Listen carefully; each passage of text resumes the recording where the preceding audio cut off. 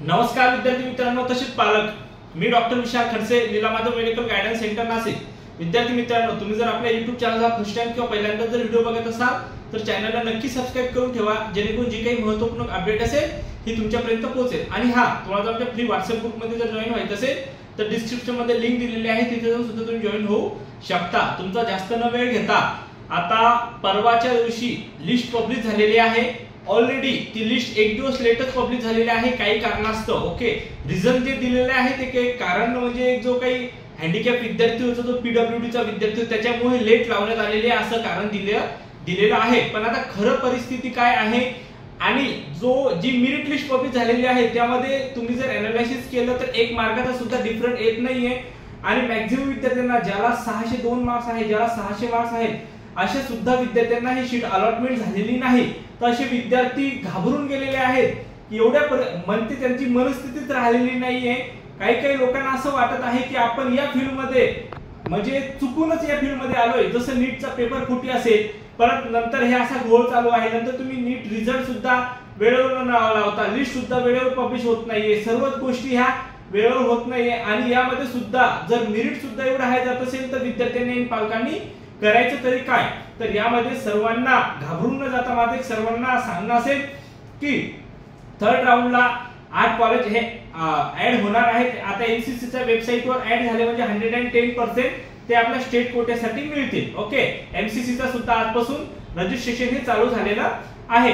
तर आता मॅक्झिमम विद्यार्थ्याला 600 602 आहेत, अशा विद्यार्थ्यांनी का घाबरून जायचं नाही? तर बघा, आणि कट ऑफ हा कमी का गेलेला नाही विद्यार्थी आणि पालक? आता जेव्हा मेरिट लिस्ट जेव्हा लागली आणि तेव्हा मला सुद्धा वाटलं जर एक दिवस लेट हा रिझल्ट लागलेला आहे तर एखाद्या वेळेस सॉफ्टवेअरचा प्रॉब्लेम असू शकतो, जसं की MCC ची ही परत रिअपडेट होऊन परत रिझल्ट लागलेला होता हा फर्स्ट राऊंडचा, बरोबर आहे। तर मला असा एक डाऊट होता की परत CET सिलेक्ट मिसमॅच किंवा सॉफ्टवेअर प्रॉब्लेम असल्यामुळे ही रिपब्लिश परत लिस्ट ही होईल, पण तसं काही झालेलं नाही। त्यांच्या परत काही वेबसाईटवर लिस्ट वगैरे काही पब्लिश झालेली नाही आणि कुठल्या प्रकारची नोटीस सुद्धा आलेली नाही। तर यामागील कारण असं होतं, मॅक्झिमम एका सुद्धा विद्यार्थ्यांनी आता जर 670 असेल, 650 प्लस विद्यार्थी 650 प्लस मार्क्स असतील, पण जर विद्यार्थ्यांना गव्हर्नमेंट मेडिकल कॉलेज फर्स्ट राऊंडला अलॉट झालेलं असेल, बरोबर आहे, जर गव्हर्नमेंट कॉलेज फर्स्ट राऊंडला अलॉट झालं तर त्या विद्यार्थ्यांनी प्रत्येकाला एक अपेक्षा आहे,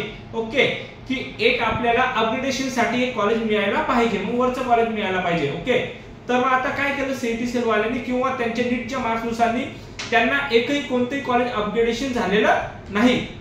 आता मॅक्झिमम विद्यार्थी ठीक आहे, त्यांच्या हातात त्यांच्या नो चॉईस आलेला आहे, म्हणजे जे काही आहे ते ऑलरेडी त्यांच्या हातात कॉलेज आहे, म्हणजे ते सुद्धा 50% नाराज नव्हता, ठीक आहे, ते बेटर द्या नसेल त्यांना की काहीतरी हाताशी आहे। पण ज्यांचा 600 प्लस मार्क्स आहे, ज्यांचा 600 च्या जवळपास मार्क्स आहे, की दरवर्षी प्रमाणे कमीत कमी 5 ते 7 मार्कांनी हा कट ऑफ कमी होत असतो।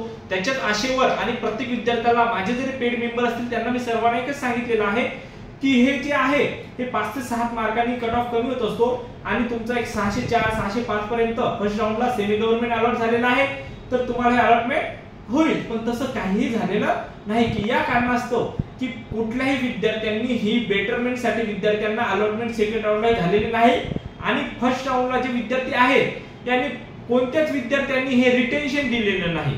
जर रिटेन्शन तुम्ही दिलं नसेल, ओके, रिटेन्शन दिलं नसेल आणि जर तुम्ही अपग्रेडेशनला जात असाल पण तुमच्या मेरिट मध्ये आपण जर बसत नसेल, कारण की जागा ह्या ज्या होल्ड आहेत त्या होल्ड करून ठेवल्या आणि मॅक्झिमम विद्यार्थ्यांना ह्या जागा सेकंड राऊंडला राहिलेल्याच नाही, तर त्यामध्ये सुद्धा कट ऑफ हा काहीच परिणाम कट ऑफवर झालेला नाही। आता कसं आहे, फर्स्ट राऊंडला फ्री एक्झिट होतं मॅक्झिमम विद्यार्थी, पण MBBS साठी कोणी फ्री एक्झिट जात नाही, ऍटलीस्ट हाताशी तरी कॉलेज घेऊन ठेवत असतं, मग मॅक्झिमम विद्यार्थ्यांनी हाताशी घेऊन ठेवले। ओके, पण आता सेकंड राऊंडला कसं आहे, मॅक्झिमम विद्यार्थ्यांना ज्यांना नो चॉईस आलेला आहे ते विद्यार्थी आणि पालक ऑलरेडी घाबरून गेलेले आहेत की जे काय आहे आपल्याला मिळालंय, आपण मिळणाऱ्यामध्ये आहोत। आता ज्या विद्यार्थ्यांना 600 मार्क्स आहेत त्या विद्यार्थ्यांना काहीच मिळालेलं नाही, मग त्यांचं कसं? मला सुद्धा बरेच कॉल आले की सर आम्हाला असे मार्क्स आहेत, आमचं डिसिजन असा आहे, आम्ही घेऊ की वेट अँड वॉच करू थर्ड पर्यंत। मी प्रत्येक पालकांना सांगितलं जर कॉलेज चांगला असेल, तुम्हाला चांगल्यापैकी आवडत असेल, चांगला कॅम्पस वगैरे सर्व गोष्टी ह्या व्यवस्थित असेल तर घेऊन ठेवा, कारण की ज्या विद्यार्थी बॉर्डरवर आहेत, ज्या विद्यार्थी मागे आहेत आपल्यापेक्षा, आपले जवळचे कोणी आहेत पण त्यांना सुद्धा ही शीट मिळायला पाहिजे। तर मी सुद्धा बऱ्याच लोकांना सजेशन केले की या वर्षी तुम्ही शीट ही अलॉटमेंट सेकंड राऊंडला घेऊन ठेवा आणि सेकंड राऊंडला 99% विद्यार्थी शीट घेतात. काहीच विद्यार्थी जे असतात जे गव्हर्नमेंट साठी वेट करतात की ज्याचं सेमी गव्हर्नमेंट साठी सुद्धा बजेट नसेल, ओके, तर तो एक गव्हर्नमेंट साठी काहीच विद्यार्थी असतात आणि ते विद्यार्थी हे थर्डला जात असतात. तर प्रत्येक विद्यार्थ्यांनी आणि पालकांना मला एकच सांगायचं असेल, तुम्ही घाबरून जाऊ नका, कारण की थर्ड राऊंडला कट ऑफ हा 100% कमी होईल, कारण सेकंड राऊंडला मॅक्झिमम विद्यार्थी ऍडमिशन घेतील, रिटेन्शन देतील, कोणी अपडेशनला जाणार नाही आणि त्यामध्ये सुद्धा 8 कॉलेज नव्याने ऍड होणार आहेत. म्हणजे ह्या सुद्धा सीट ह्या वाढतील. घाबरून न जाता फक्त थर्ड राऊंड मध्ये कशा पद्धतीने सर्व प्रोसेस करायला पाहिजे, काय करायला पाहिजे या गोष्टीवर लक्ष द्या. व्हिडिओ जर महत्त्वपूर्ण वाटला असेल तर तुमच्या गरजू मित्रांपर्यंत नक्की शेअर करा, जेणेकरून त्यांना या व्हिडिओचा बेनिफिट होईल. भेटूया आपण नेक्स्ट व्हिडिओ. थँक्यू, धन्यवाद.